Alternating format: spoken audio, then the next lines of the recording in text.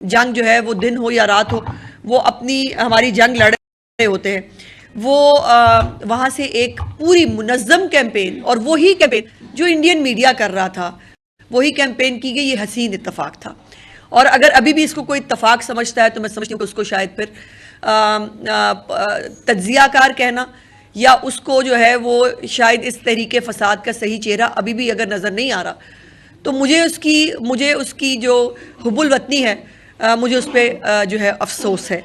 ये इत्तफाक है कि उस जमात के ऑफिशियल ट्विटर हैंडल से, अच्छा एक तरफ वो कहते हैं उनके सेक्रेटरी जनरल हों या बाकी जो कुछ लोग हैं, वो कहते हैं देखें ना जी लाखों अकाउंट हैं, हम उनको कैसे रोक सकते हैं। चले बाकी आप लाखों अकाउंट जो है, शहबाज गिल का अकाउंट आपका अकाउंट है कि नहीं? वो जो भगौड़े आपके बाहर बैठ के जो पाकिस्तान के खिलाफ साजिशें कर रहे हैं, वो आपके टाइगर साफी हैं कि नहीं? और इनको भी छोड़ दें, आपकी जमात के अपने ऑफिशियल ट्विटर हैंडल से जो है वो दहशतगर्दों की हमायत में ट्वीट हुई हैं या नहीं हुई हैं। आपको जो है वो ये एक पूरी कैंपेन, मुनज़्ज़म कैंपेन डीमोरलाइज करने के लिए, इस पूरे ऐसे लग रहा था जैसे उनको बहुत खुशी की खबर मिल गई है, उनके लिए सेलिब्रेशन का टाइम है कि पाकिस्तान पे ये मुश्किल टाइम है। जो पाकिस्तान के ऊपर मुश्किल टाइम के ऊपर यक ज़बान ना हो और वो पाकिस्तान के ख़िलाफ़ जो हमला है उसको सेलिब्रेट करे, आई एम सॉरी, मैं उसको पाकिस्तानी नहीं मानती, और उसको सियासी जमात कहलाने का हक नहीं है। फिर जब मैं कहती हूँ कि ये फितना फसाद पार्टी है, ये पार्टी है ही नहीं, ये दहशतगर्दों का गिरोह है, फिर आप लोगों को एतराज़ होता है, फिर लोग मुझ पर एतराज़ करते हैं कि जी आप ऐसे क्यों कहती हैं। और क्या कहूँ, क्या जाफर एक्सप्रेस पे कोई पाकिस्तानी अगर वो पाकिस्तानी है, क्या कोई पाकिस्तानी खुश हो सकता था? क्या कोई पाकिस्तानी सेलिब्रेट करके इंडियन मीडिया की ज़बान बोल सकता था? और फिर यह है कि अफसोस की बात यह है कि मैंने KPK जो इस वक्त फ्रंट लाइन दहशतगर्दी का शिकार है, अभी 3 अजला में उनके जो है वो कर्फ्यू भी सुबह 6 बजे से शाम 6 बजे तक शायद नाफिज करने की रिपोर्ट्स आई हैं, जहाँ पर एक दिन के अंदर 8 मुख्तलिफ जगहों के ऊपर जो है वो अटैक्स हुए। वहाँ के चीफ मिनिस्टर जो है उन्होंने प्रेस कॉन्फ्रेंस की और उन्होंने जो अफ़गान पॉलिसी है उसके ऊपर उसने बड़ी तनकीद की। उसने कहा जी इनको अफ़गान को पाकिस्तानी शरीयत भी देनी चाहिए और इनको निकालना नहीं चाहिए। और इत्तफाक की बात यह है कि 4 मार्च, अभी कुछ दिन पहले 4 मार्च को बन्नू के अंदर होने वाला जो धमाका है उसकी तहकीकात में एक अफ़गान शहरी, बाकायदा अफ़गान शहरी जो है वो पकड़ाया गया है, उसकी शनाख्त हुई है। और फिर जाफर एक्सप्रेस के वाक़े के दौरान जो ISPR ने भी आपको बताया कि जो लोग वहाँ दहशतगर्द थे वो अफ़गानिस्तान पता पूछ रहे थे अपनी। वो जो कहते हैं कि जी महरूमियाँ बड़ी हैं ना बलूचिस्तान में, इसलिए ये BLA टाइप की जो दहशतगर्द जमातें हैं ये ऑपरेट करती हैं, वो अफ़गानिस्तान में या जो उसके बाकी हैंडलर्स हैं वो उनके साथ राब्ते में थे। क्या अभी भी एक चीफ मिनिस्टर को, जो एक सूबे का चीफ एग्जेक्टिव है, क्या उसको अपने शहरी जो दिन में जो है वो बेचारे शहीद हो रहे हैं, पुलिस वाले शहीद हो रहे हैं, आम शहरी शहीद हो रहे हैं, उनको तकलीफ नहीं है उसकी? उनको तकलीफ है कि अफ़गानियों को जो है ना वो जाने ना दें। और हमारे मुल्क के अंदर जो है वो दखल अंदाजी हो रही है। आपकी सिक्योरिटी एजेंसीज जो है बाकायदा तहकीकात के बाद ये बात करती हैं, वो मौसूफ वफद भेज रहे हैं, वो कह रहे हैं हमारे वफद जाएंगे वहाँ जाके बात करके आएंगे। और ये एक साल में जो खैबर पख्तूनख्वा में दहशतगर्दी के जो 24 वाक़यात हैं रिपोर्ट्स के मुताबिक, उसके अंदर अफ़गान शहरी बराह रास्त मुलव्वस हैं। इसके बाद फिर मेरा सवाल बनता है कि गंडापुर साहब को अपने सूबे की फ़िक्र नहीं है? उनको अफ़गानियों की फ़िक्र ज़्यादा है। खैबर पख्तूनख्वा में जो लोग शहीद हो रहे हैं उनकी फ़िक्र नहीं है। और अभी जो कर्फ्यू लगा है 3 अजला के अंदर, यकीनन वो उसकी बैकग्राउंड होगी, उसमें उसकी डिटेल ज़ाहिर है जब आएंगी तो वो देखेंगे, ज़ाहिर है उसकी कोई वजह होगी, लेकिन मौसूफ जो है वो उनको उसकी परवाह नहीं है। और मुझे ये कहते हुए बहुत खुशी होती है कि ये बातें करना मतलब मेरी चॉइस नहीं है। मैं जब भी आती हूँ आपके सामने, मुझे इस बात का फ़ख्र है कि मैं जब भी आती हूँ, मैं चीफ मिनिस्टर पंजाब मरियम नवाज शरीफ साहिबा की कारकर्दगी के हवाले से जो इनिशिएटिव्स उन्होंने लिए हैं उस हवाले से मैं आपको आपके ज़रिए कौम को आगाह करने के लिए आती हूँ। आज मेरे साथ जो है वो SSCM हमारी सलमा भट्ट साहिबा मौजूद हैं, जो जिन्होंने बहुत मेहनत के साथ जो चीफ मिनिस्टर साहिबा की डायरेक्शंस थी रमज़ान बाज़ार के हवाले से, निगहबान रमज़ान पैकेज के हवाले से तकरीबन पूरा पंजाब फिराई हैं और इसके ऊपर वो आपको ब्रीफ भी करेंगी। लेकिन ये अपनी अपनी तरजीहात की बात है कि मेरी चीफ मिनिस्टर जो है उनकी तरजीह के अंदर पंजाब के अवाम है। और अभी जो सर्वे आया है आईपोर का, आपने वो देखा है, जिसके अंदर परसेंटेज वैसे उतनी ही है जितनी मैं कहती हूँ कि ये रह गए हैं। अभी वो मेरे ख्याल 17% शायद लोग जो हैं जिनको मरीम नवाज साहिबा अच्छी नहीं लगी, उतने ही रह गए हैं पंजाब के अंदर। और ये चूँकि वो खिदमत कर रही हैं पंजाब की आवाम की, क्योंकि पंजाब के अवाम की ज़िंदगियों में आसानियाँ पैदा हो रही हैं उनके इक़दाम के ज़रिए, तो लोग जो है वो चीफ मिनिस्टर साहिबा से खुश हैं। आज गली मोहल्लों के अंदर हो या सोशल मीडिया के ऊपर हो, जो मॉडल बाज़ार इस्टेब्लिश किए गए हैं, उसके हवाले से, उसके अंदर क्वालिटी के हवाले से लोग मुतमईन हैं।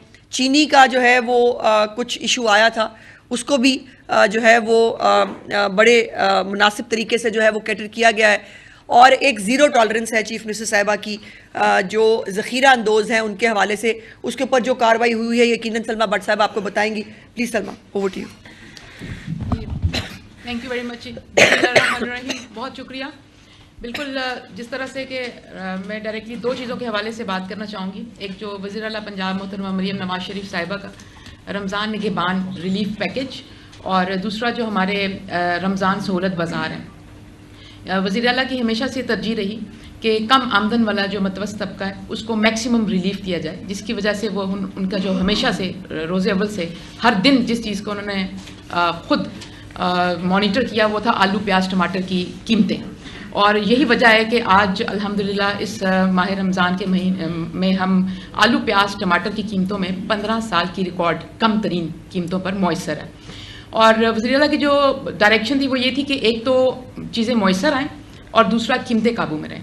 इस हवाले से पहले जो मैं बात करूँगी, जो रमज़ान निगहबान पैकेज है जिसमें 30 अरब रुपए का रिलीफ पैकेज है, जो 30 लाख घरानों तक 10-10 हज़ार रुपये के पे ऑर्डर पहुँचाए जाने थे, जिसमें से अब तक हमारे 27,23,000 पे ऑर्डर्स डिलीवर हो चुके हैं। और उसमें से 22,64,000 पे ऑर्डर्स जो हैं वो लोग कैश वसूल कर चुके हैं पंजाब भर में। और इसके लिए जैसा कि हमने पूरे सूबे में 18,000 से ज़्यादा ब्रांचलेस बैंकिंग पॉइंट्स मुकर्रर किए थे, जिसमें UBL ओमनी, HPL कनेक्ट और अल्फ़ा पे था। जिसके अलावा अगर जिन अफराद के बैंक ऑफ पंजाब में अकाउंट्स थे या किसी भी बैंक में अकाउंट थे तो वो पे ऑर्डर्स को जमा कराकर पैसे वसूल कर सकते थे। क्योंकि हमें इस बात का पहले से इल्म था कि शायद जिन लोगों को दिए जा रहे हैं उनके अकाउंट्स बहुत कम होंगे, तो जो अभी अकाउंट्स के ज़रिए लोगों ने हासिल किए वो 1,72,000 हैं सिर्फ, लेकिन जिन्होंने ब्रांचलेस बैंकिंग के ज़रिए हासिल किए वो कोई 21 लाख हैं। और 4,60,000 हमारे ऐसे हैं जो अभी कैश होना बाकी है, जो कि अभी सिलसिला जारी है। और यही वजह है कि हमने जो इसका जो अकाउंट है वो 15 अप्रैल तक एक्टिव रखा हुआ है, ईद के भी 2 हफ्ते बाद तक, ताकि जिन लोगों को पे ऑर्डर्स मौसूल हुए हैं वो इसको हर मुमकिन कैश कराने में कामयाब हो सकें। इसके साथ साथ हमें थोड़े थोड़े इसमें इश्यूज़ आए जो आपके मीडिया पे भी रिपोर्ट हुए, सोशल मीडिया पे रिपोर्ट हुए, जिसमें एक था कि जो ब्रांचलेस बैंकिंग के एजेंट्स हैं कहीं पे उन्होंने 200 रुपये की, 300 रुपये की या 500 रुपये की कटौती की, एक इशू बना जिसके ऊपर वज़ीर आला की बहुत ज़्यादा इस पर नोटिस लिया और उस पर एक क्रैकडाउन हुआ पंजाब में, जिसमें 237 FIRs दर्ज हुई। 64 हमने जो पॉइंट्स थे वो सील किए ब्रांचलेस बैंकिंग के, और फिर बैंक ऑफ पंजाब के लोगों ने भी अपनी जो लोगों की निशानदेही की जो इस तरह की चीज़ों में मुलव्वस थे उनको निकाला गया और अल्हम्दुलिल्लाह इसको स्मूथ बनाया गया। उसके अलावा पिछले दिनों में मैं बिल्कुल जिक्र करना चाहती हूँ, लाहौर में एक इशू आया, सोशल मीडिया पे काफ़ी पॉपअप हुआ। एक कोई थे मोहतरम थे जो कहीं पे गार्ड की जिम्मेदारी सर अंजाम दे रहे थे, उन्होंने ये शिकायत की कि कुछ लोग हैं जो पैसे लेकर भाग गए। वो भी हमने बर वक्त हरबंसपुरा थाना में उनके ऊपर FIR दर्ज हो चुकी है, वो लोग अरेस्ट हो चुके हैं और उनके पास 92 जो थे पे ऑर्डर्स थे, जिसमें से सिर्फ 17 कैश हुए थे और वो 17 के 17 लोगों को उनका कैश वापस मौसूल हो चुका है। और वो जो हमारे साथ जो गार्ड मोहतरम थे मुसव्वर अली साहब, उनकी मेरे पास वीडियो भी मौजूद है कि उन्होंने अपना कैश वसूल पाया और बाकी लोगों ने भी।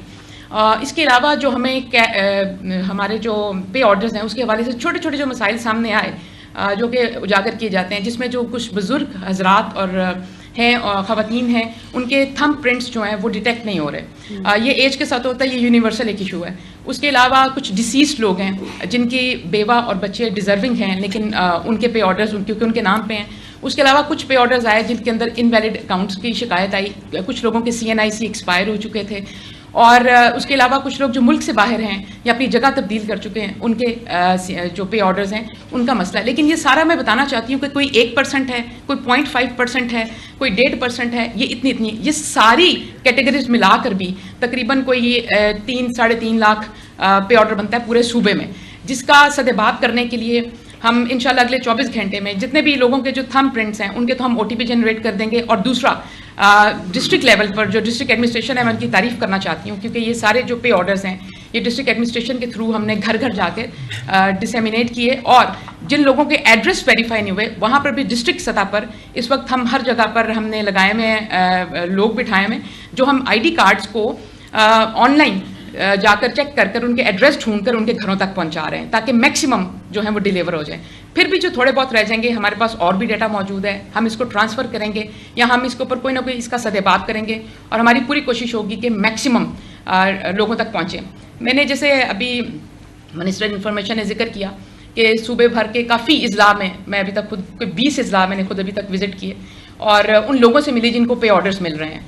कैश सेंटर्स जो हैं उनका भी विज़िट किया, और मुझे ये बताते हुए बहुत खुशी महसूस हो रही है कि एट लार्ज लोग बहुत ज़्यादा मुतमिन हैं, और लोगों ने पे ऑर्डर का जो ये तरीक़ाकार है राशन की बजाय, इसको बहुत ज़्यादा सराहा। ये जो पे ऑर्डर है ये इस वक्त पब्लिक प्रेफरेंस बन चुकी है, और लोगों ने कहा कि जो वज़ीर आला मरीम नवाज़ का जो ये रमज़ान निगहबान पैकेज है, ये जितने भी और रिलीफ पैकेजेस चल रहे हैं उसमें सबसे ज़्यादा एफिकेसी के हवाले से और एफिशिएंसी के हवाले से ये सबकत ले चुका, और इसको लोगों ने बहुत अप्रिशिएट भी किया और कहा कि इसके लोगों को बआसानी पैसे मौसूल हो रहे हैं। उसके अलावा मैं आपसे इसकी ट्रांसपेरेंसी को इंश्योर करने के लिए पे ऑर्डर्स बराए नाम है। अगर किसी बुज़ुर्ग का किसी शख्स का पे ऑर्डर अगर कोई चुरा लेता है तो वो इनवैलिड हो जाएगा, वो बेकार है। अगर कोई उनसे छीन लेता है तो भी वो बेकार हो जाएगा। और इसके लिए जो सोशल प्रोटेक्शन डिपार्टमेंट है पंजाब का, PITB है, PSER जो वज़ीर आला का एहसन इक़दाम है कि पहली दफ़ा पंजाब के अंदर सोशल इकनॉमिक रजिस्ट्री कायम की गई, और फिर प्राइस कंट्रोल डिपार्टमेंट, इन सब ने मिलकर इस पर काम किया। ये तो थी हमारे रमज़ान निगहबान पैकेज के हवाले से अब तक की हमारी परफॉर्मेंस। और दूसरी तरफ मैं आना चाहूँगी रमज़ान सहूलत बाज़ार के हवाले से। वो कोई सूबा भर में 80 से ज़ायद हमने रमज़ान सहूलत बाज़ार कायम किए।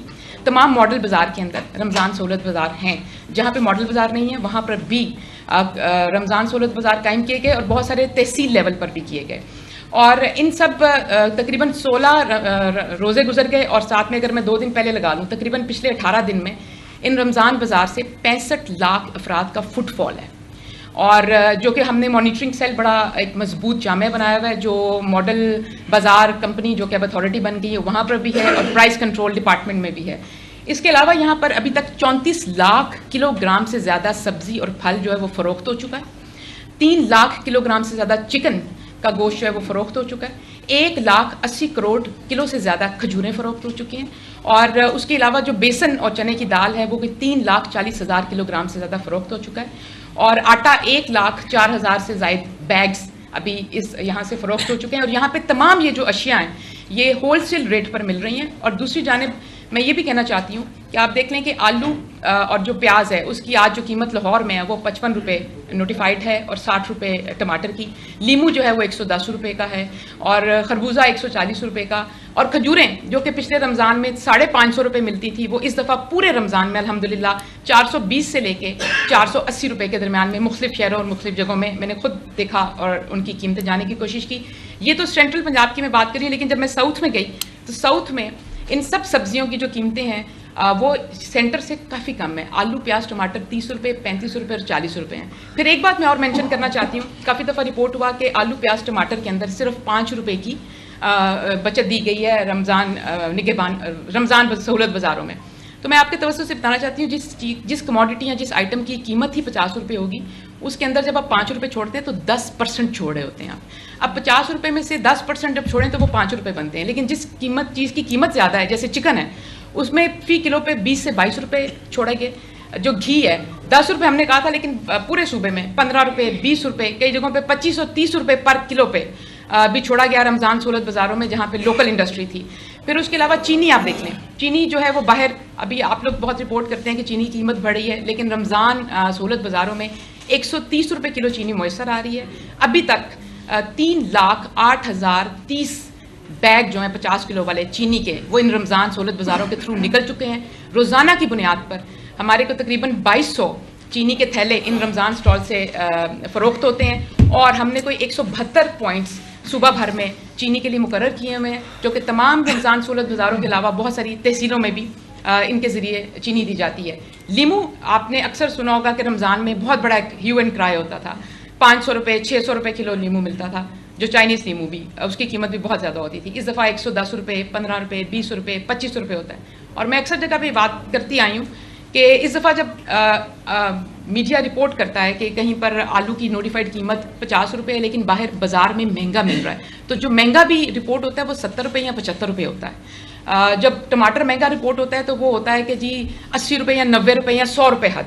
तो बताने का मकसद ये है कि महंगाई जहाँ पर रिपोर्ट होती है वो भी अल्हम्दुलिल्लाह इन सब चीज़ों में 100 रुपये से कम कीमत पे मैसर भी हैं और मौजूद भी हैं।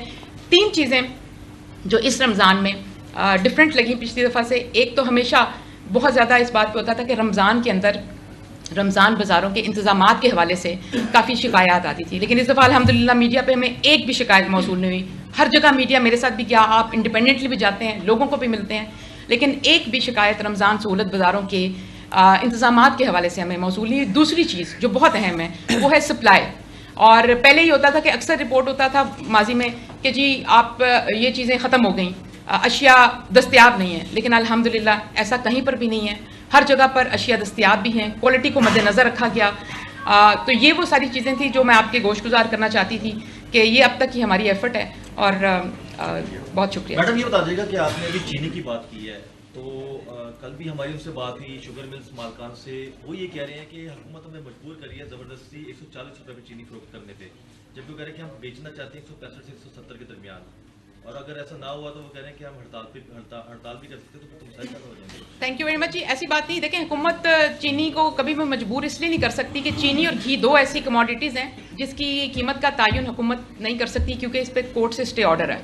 हम इनके साथ सिर्फ इस इंडस्ट्री के साथ निगोशिएशन कर सकते हैं, और जब ओपन मार्केट में चीनी की कीमत ज़्यादा हुई तो उसके नतीजे में हमने उनसे निगोशिएशन ये की कि हमारे रमज़ान सहूलत बाज़ार में 130 रुपये मुकर्रर करें और इसको दें भी, ताकि कम आमदन वाला जो तबका है वो इससे रिलीफ हासिल कर सके। दूसरी जानिब कल आपने देखा होगा कि फैसलाबाद में कार्रवाई भी हुई, और चीनी के सट्टाबाज जो हैं उनको FIR ने क्रैकडाउन भी किया और उनको गिरफ्तार भी किया। तो अब अगर कोई सट्टाबाजी को ये कहे कि चीनी की कीमत मुकर्रर करी है तो फिर मेरे पास हल नहीं है। बारी बारी बारी बारी बारी बारी बारी बारी लेकिन इस सारे सिनेरियो को अगर देखा जाए तो भारतीय खुफिया एजेंसी खुलकर अपना खेल खेल रही है। तो भी चंद दिन के बाद पंजाब में और पूरे पाकिस्तान में यौम अली के जुलूस भी बरामद होंगे, तो सिक्योरिटी लेवल पंजाब में जुलूसों में क्या रखा जाएगा? जी इसमें कोई दूसरी राय नहीं कि पाकिस्तान में इस वक्त तमाम इदारे जो है वो हाई अलर्ट पे हैं, और हमारे ख़ास तौर पे पंजाब के हवाले से कहूँ तो हमारी तमाम तैयारी मुकम्मल है अल्हम्दुलिल्लाह। हम विजिलेंट भी हैं, और चीफ मिनिस्टर साहिबा ख़ास तौर पर ये जो जब इस तरह के बड़े इवेंट्स होते हैं वो उसके ऊपर बाकायदा एक पूरी पहले कॉम्प्रिहेंसिव तैयारी होती है जो भी हो रही है, और उसके साथ साथ इन तमाम जो इवेंट्स हैं उसको उसमें तमाम तर एक हिकमत अमली के तहत जो है वो सिक्योरिटी प्रोवाइड भी की जाती है, मुख्तलिफ टियर की सिक्योरिटी होती है, लेकिन उसके साथ साथ और सब कुछ होगा जी इंशाल्लाह ताला। जो आपको उस वक्त हम बता देंगे जब इसके ऊपर फाइनल फैसला होगा, लेकिन ये बात अपने तौर पर एक दुरुस्त है कि इस वक्त पूरी कौम को मिलकर इस दहशतगर्दी की नई लहर के ख़िलाफ़ लड़ना है। और इसके ऊपर प्राइम मिनिस्टर ऑफ पाकिस्तान जो है उन्होंने पार्लियामेंट्री जो सलामती कमेटी है उसकी मीटिंग भी बुला ली है, और जो तमाम पॉलिटिकल पार्टीज़ को दोबारा से नेशनल एक्शन प्लान की तरफ जाना होगा। अल्लाह करे कि वो फसाद पार्टी जिसका मकसद ही पाकिस्तान में शायद किसी ना किसी तरह से आग लगवाना है वो अपने हाथों से लगवा लें, या जो है वो दहशतगर्दों को सपोर्ट करके लगवा लें। मैं समझती हूँ कि जितना वो दहशतगर्द जो जाफर एक्सप्रेस को अगवा करते हैं, वहाँ पर निहत्ते लोगों को जरगमाल बनाते हैं, उनको मारते हैं, जितने वो दहशतगर्द हैं उतने ही वो डिजिटल दहशतगर्द भी दहशतगर्द हैं कि जो उसको सपोर्ट करते हैं, जो उसको हवा देते हैं और पाकिस्तान को एक फेल्ड स्टेट साबित करने की खुदा न खास्ता एक नाकाम कोशिश करते हैं और उसको इस तरह के वाक़यात को सेलिब्रेट करते हैं। अब मेरा फिर सवाल यह है कि आपके बीच में से मुख्तलिफ जो भगौड़े बाहर जा चुके हैं उनमें से भी एक भगौड़ा है जिसने बड़ा सेलिब्रेट किया है, जिसने बड़ा ग्लोरीफाई किया है कि भाई क्या हिकमत अमली थी, क्या बात है, ट्रेन अगवा कर ली दहशतगर्दों ने। अब उसके खिलाफ एक्शन क्या साफ़ती तंजीमों को खुद लेना चाहिए कि नहीं लेना चाहिए? क्या उसकी मजम्मत जो है वो बहुत आपकी साफ़ती तंजीमों की तरफ से आनी चाहिए या नहीं आनी चाहिए? लेकिन अभी तक अफसोस की बात यह है कि 3 दिन हो गए हैं, मैंने उस शख्स के खिलाफ, इन लोगों के खिलाफ कोई मजम्मत नहीं देखी। दूसरी जमात है ये इनके हक में बयानात जारी कर रही है, AI इमेजेस जारी कर रही है, तो क्या हुकूमत इसके ऊपर खुद एक्शन नहीं ले सकती? ले रहे कोई एक्ट लागू हैं। नहीं अभी होता? देखिए हमने एक्शन लिया है, कुछ लोग जो है वो अरेस्ट भी हुए हैं, और साथ ही आप वो देख लें कि वो पिट से आपा वो अम्मी जान जो है जो बाकायदा बेटे को हमेशा पुश करती हैं, वो बेटे को वो कहती हैं वेरी गुड बेटा, बहुत अच्छा कर रहे हो, कम चुक के रखो। और जब उसको जो है वो तहकीकाती एजेंसियों ने वो लिया है तो अब उनका रोना धोना शुरू हो गया है। तो ये एक इनका एक जो है ना सिंपैथी कार्ड, पहले तो खुद गलती करो, मुल्क के खिलाफ साजिश करो, फिर उसके बाद सिंपैथी कार्ड खेलो।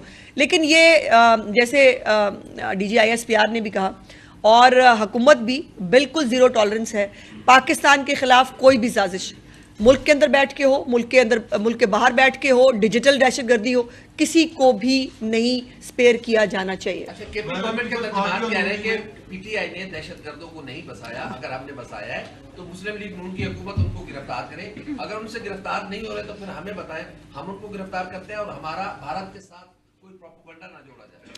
देखिए मैं वो तर्जुमान साहब जो है ना, मुझे तो आज तक उनकी समझ ही नहीं आई वो करते क्या हैं। पहली बात यह है कि अमनो अमान की सूरत हाल को बरकरार रखना आपकी जिम्मेदारी। फ्रंट लाइन पर इस वक्त KPK का सूबा बदकिस्मती से उसका शिकार है, लेकिन अफ़गान मुहाजिरीन की फ़िक्र आपको सबसे ज़्यादा है। आपने वफद भेजने हैं अफ़गान जो है वो उसके ऊपर, और भाई सदारती ऑर्डिनेंस जो है वो सदर अलवी साहब इनके रिश्तेदार थे, हमारे नहीं।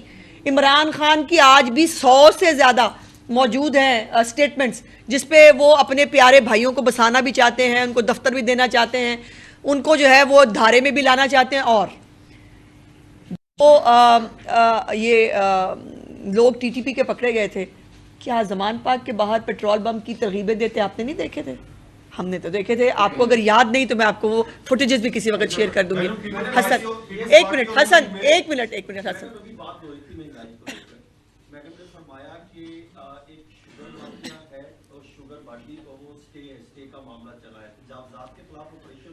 बेशुमार लोगों ने स्टे लिए हुए थे, उड़ा के रख दिए। ऐसे कई माफिया थे जिनके खिलाफ पंजाब हुकूमत ने काम किए, लेकिन उनके दुरुस्त स्टे थे या गलत थे। क्या शुगर माफिया, आपका ये बयान शुगर माफिया को सपोर्ट नहीं कर रहा कि स्टे ले लिया तो हम कोई काम नहीं कर सकते, स्टे ले लिया हम, यही तो बेसिक इशू है जिसकी वजह से गरीबों को सपोर्ट मिल रही है। पहली बात यह कि जाहिर बात है ऐसा कोई भी बयान नहीं है मेरा जो किसी भी माफिया को सपोर्ट करता हो, पहली बात तो ये। दूसरी बात ये है, जो मैंने शुगर की बात की थी, शायद वो मैं दोहरा देती हूँ। मैंने क्या कहा था?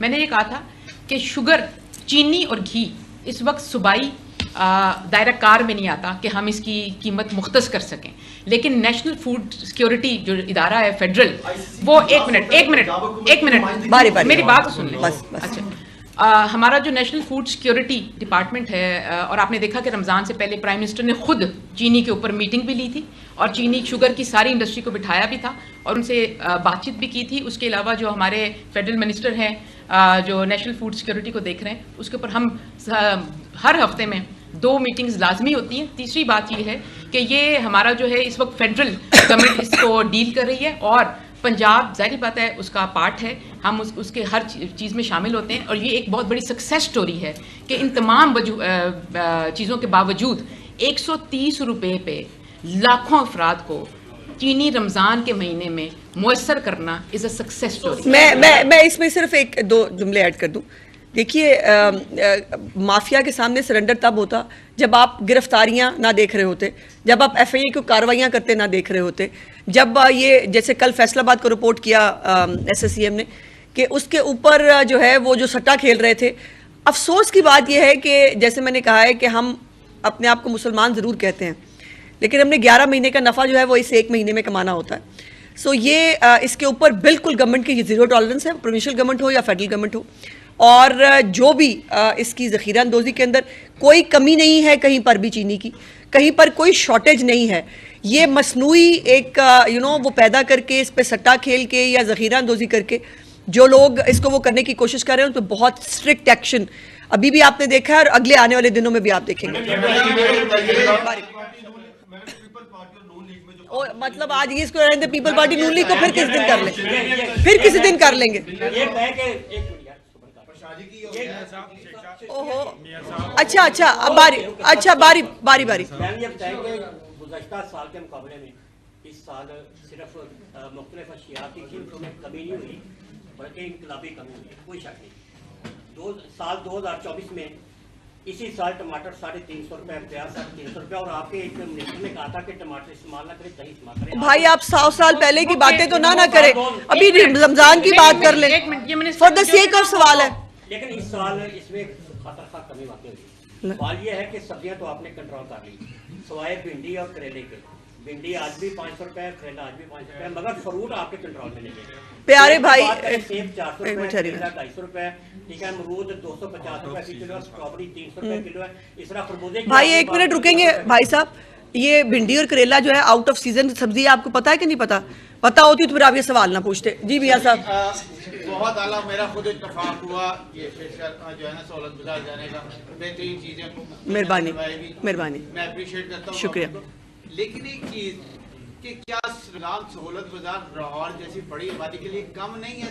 बहुत सारे टाउन हैं, बागा टाउन, अजीज पट्टी टाउन, यहाँ पे ये है ही नहीं, तो एक प्रेशर आ जाता है जो 16 के करीब बनाए गए हैं।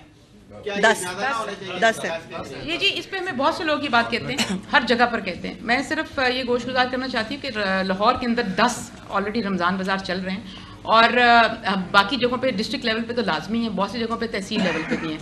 और ये माजी के जब वो एक होता था कि जो सब्सिडी जब होती थी ना इसके थ्रू, रमज़ान बाज़ार के थ्रू, तब ये होता था कि एक शहर में 50-50, 40-40 रमज़ान बाज़ार होते थे, बिकॉज कुछ और नहीं होता था। अभी हमने जब आपसे अर्ज किया कि 30 लाख घरानों को उनके घरों में पहुंचा दिया। पहले वो जो रमज़ान बाज़ारों में आके धक्के खाते थे, लाइनों में लगते थे, आटा लेने के लिए खुदा ना खास्ता अमवात भी हुई, और वो जो धक्कम पेल होती थी उसको खत्म करके उनके घरों में 10-10 हज़ार रुपए का जो पैकेज पहुंचाया गया है, वो आप कंसीडर करें कि वो जो रमज़ान बाज़ारों का मुतबादिल भी था, और दूसरा उसके बावजूद ये जो रमज़ान बाज़ार लगाए गए हैं ये एक एडिशनल चीज़ है। सब्सिडी के साथ ये पैकेज है, ये पैकेज है 2 तरह का, ये पैकेज है 2 तरह का कि जिसके अंदर रमज़ान बाज़ार के ज़रिए जो सब्सिडाइज्ड कीमतों पे चीज़ें मिल रही हैं वो एक कंपोनेंट है, उसके साथ साथ 30 अरब रुपए का निगहबान रमज़ान दूसरा कंपोनेंट है।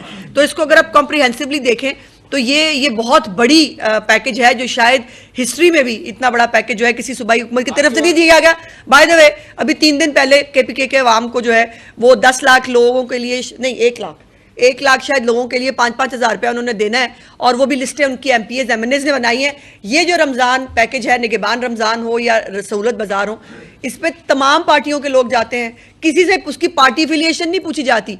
निगहबान रमज़ान के जो पे ऑर्डर्स हैं ये बहुत सारे दूसरी जमातों के लोगों को भी गए हैं। पंजाब के अंदर चीफ मिनिस्टर पंजाब के लिए तमाम लोग, वो किसी भी पार्टी से ताल्लुक़ रखते हो, उसके अंदर कोई तफरीक नहीं है। सो इसलिए ये एक कॉम्प्रिहेंसिव प्रोग्राम है जिसमें 30 लाख ख़ानदानों को पे ऑर्डर के ज़रिए, और उसके बाद लाखों करोड़ों लोगों को जो है, जिसकी पूरी फिगर्स जो है वो आपको SSCM ने दी हैं, कि जिसके अंदर लोग जो है जिससे इस बाज़ारों से इस्तेफादा हासिल करें।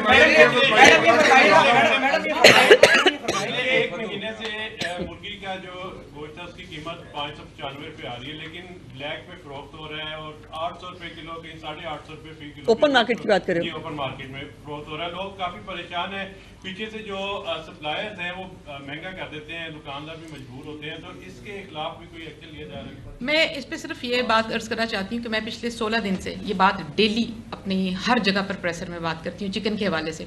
हमें रमज़ान के पहले 2 हफ्तों में जो चिकन, क्योंकि एक पेरिशेबल आइटम है, चिकन फॉर्म में बनता है, बर्ड है, लाइव चीज़ है, और हमारे अनफॉर्चुनेटली फरवरी के मिड के बाद जो रानीखेत बीमारी आई, जिसकी वजह से हमारे चिकन के अंदर एक क्राइसिस आया। कुछ चिकन तो फार्म पे एक्सपायर हुआ, और दूसरा उस बीमारी की वजह से चिकन ने वेट करना छोड़ दिया।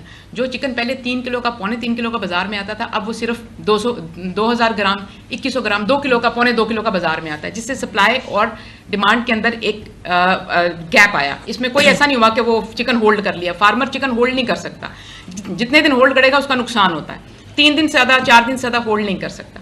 अच्छा, उसके अंदर फिर ये हुआ कि जो, और दूसरा ये हुआ कि डिमांड हाई हो जाती है पहले हफ्ते में। मैंने हमेशा ये बात की कि 15 मार्च के बाद हमारी जो दूसरा अगला फ्लॉक है वो मार्केट को हिट कर रहा है। कल से आप देख लें कि चिकन जो की कीमत जो ओपन मार्केट में ऊपर गई थी, वो हर रोज़ बतदरीज नीचे आ रही है। एक दिन 10 रुपये आई, फिर 30 रुपये आई, और फिर अब आज जो है वो मज़ीद नीचे आई है। और अब आप देखेंगे कि अब इसकी सप्लाई बेहतर होना शुरू हो जाएगी और डिमांड को मीट करना शुरू कर देगी। दूसरी बात, इसके बावजूद हमने ये हर मुमकिन मेक श्योर बनाया कि नोटिफाइड रेट से 20 रुपये कम रमज़ान सहूलत बाज़ारों में मौसर आए। और मैंने आपसे शेयर भी किया कि 3 लाख किलोग्राम से ज़्यादा मुर्गी का गोश्त इन रमज़ान बाज़ारों से कम आमदन वाले हमारे बहन भाइयों को मौसर आया।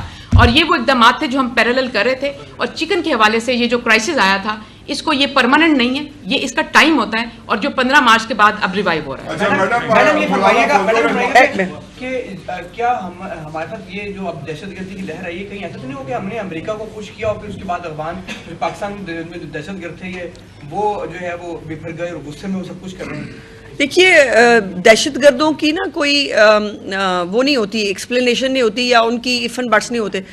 पाकिस्तान को जो है वो उसकी स्टेबिलिटी हमेशा हर दौर में जो है वो हमारे ख़िलाफ़ साजिशें होती रही हैं।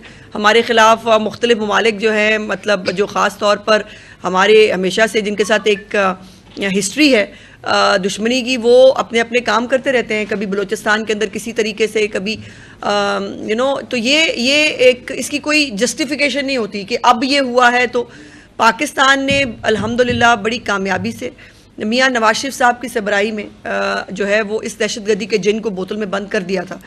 लेकिन बाद में जो हुकूमतें आईं, जिनकी गलत पॉलिसियों का खमियाजा पाकिस्तान आज भुगत रहा है। और यही होता है कि एक नालायक अगर आपका हुक्मरान बन जाए तो फिर आपको उसकी पॉलिसियाँ जो है वो बहुत साल हुकूमतों को उन पॉलिसियों के साथ लड़ना पड़ता है, उसके साथ जो है वो एक उसका शिकार होना पड़ता है। लेकिन इंशाल्लाह ताला प्राइम मिनिस्टर ऑफ पाकिस्तान जो है वो और तमाम जो हमारे सिक्योरिटी नाफिज करने वाले इदारे हैं, पाक फ़ौज है, वो सब इसके ऊपर कॉम्प्रहेंसिव लाहे अमल जो है वो तैयार कर रहे हैं।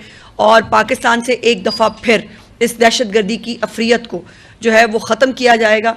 वो किस तरह मुमकिन होगा, इंशाल्लाह इसका ऐलान प्राइम मिनिस्टर साहब आपके साथ करेंगे। इमाम साहब ने कहा है कि इस वक्त जो सियासी सूरत हाल है उसमें जो मियां मोहम्मद नवाज शरीफ हैं वो अहम किरदार अदा कर सकते हैं और वो तहरीक इंसाफ को 20 साल बिठा सकते हैं। तो ऐसी सूरत में क्या ऐसा कोई पॉलिटिकल कंसेंसस उम्मीद कर रही हैं आप उसकी? और दूसरा, आपने एक साफी पकौड़े की बात की, उसे बगाने में शेर अफजल मरवत के मुताबिक हुकूमत पाकिस्तान का भी किरदार है। वो कहते हैं कि अगर वो उनके पासपोर्ट ब्लैक कर देते या उसे एग्जिट कंट्रोल लिस्ट में डाल देते तो वो भाग न सकता। नहीं, ऐसे नहीं है। देखिए, पहले तो बात जहाँ तक मियाँ साहब की आपने बात की, इसमें कोई दूसरी राय नहीं है कि मियाँ नवाज शरीफ साहब आपको किसी कुर्सी पर नज़र जो है वो बेशक नहीं आ रहे, बट अभी भी तमाम जो पॉलिसीज़ हैं वो पंजाब की हों या वफाक की हों, वो तमाम मियाँ नवाज शरीफ साहब की अप्रूवल से ही जो है वो बनती हैं। और इसमें कोई दूसरी राय नहीं कि मियाँ साहब के स्ट्रेचर का और कोई लीडर पाकिस्तान के अंदर अवेलेबल नहीं है। लेकिन जो तहरीक इंसाफ की उन्होंने बात की, देखिए बात यह है कि जहाँ बैकग्राउंड ये हो कि एक तरफ जो मैं आपको सब बता चुकी हूँ कि बाकायदा जो है वो मुल्क के ख़िलाफ़ साजिश के अंदर ये पार्ट एंड पार्सल बने, डिजिटल दहशतगर्दी करें और दहशतगर्दों को सपोर्ट करें, इंडिया की ज़बान बोलें। तो मुझे ये बताइए कि उनके साथ कौन बैठे, कैसे बैठे और उन पर बिलीव कौन करे, ये बड़ी इंपॉर्टेंट बात है। देखिए इन कैमरा ब्रीफिंग के अंदर बहुत सारी चीज़ें होंगी जो सलामती से मुतल्लिक होंगी, जो सेंसिटिव मालूमात होंगी। मुझे तो वैसे फ़िक्र है बहुत कि इन तमाम जो लोग अगर ये कमेटी में आ भी गए तो बनेगा क्या, इनको क्या इन्फॉर्मेशन इनके साथ शेयर की जा सकती है कि नहीं की जा सकती। और फिर यही कि उनको कई दफ़ा मुज़ाकरात के मौके दिए हैं मियाँ साहब ने भी, लेकिन मुज़ाकरात से भागना भगौड़ा इनकी पुरानी आदत है, तो ये भागते रहते हैं, कभी किसी शक्ल में भाग जाते हैं, कभी किसी शक्ल में भाग जाते हैं। उल्फत हो गया, उल्फत हो गया। नवाज शरीफ को पैटर्न इन चीफ बनाया गया लहर का जो नई अथॉरिटी का क़याम हो रहा है, क्या ये सरकारी ओहदा है या इसे एक एजाजी ओहदा कंसीडर किया? जी एजाजी ओहदा है, इसमें कोई दूसरी राय नहीं। मियाँ साहब का एक प्यार है लाहौर के साथ, अंदरून लाहौर के साथ, लाहौर की सकाफत के साथ, लाहौर की और वो उसको ब्यूटीफाई करने के लिए वो उनको जो है ये रोल जो है उन्होंने ख़ुद चुना है अपने लिए, जिसको हमें बहुत खुशी है कि अगर लाहौर को ख़ूबसूरत बनाने के लिए उसकी जो सकाफ़त है, उसकी जो बिल्डिंग्स हैं, उसको बेहतर करने के लिए, दुनिया के लिए उसको एक एक साइट को डेवलप करने के लिए मियाँ साहब जो है जो रोल अदा कर सकते हैं, ये यकीनन दोबारा लाहौर के ऊपर एक उनकी बहुत बड़ी मेहरबानी होगी। शुक्रिया। सूबाई वज़ीर इत्तलात अस्मा ज़ाहिद बुखारी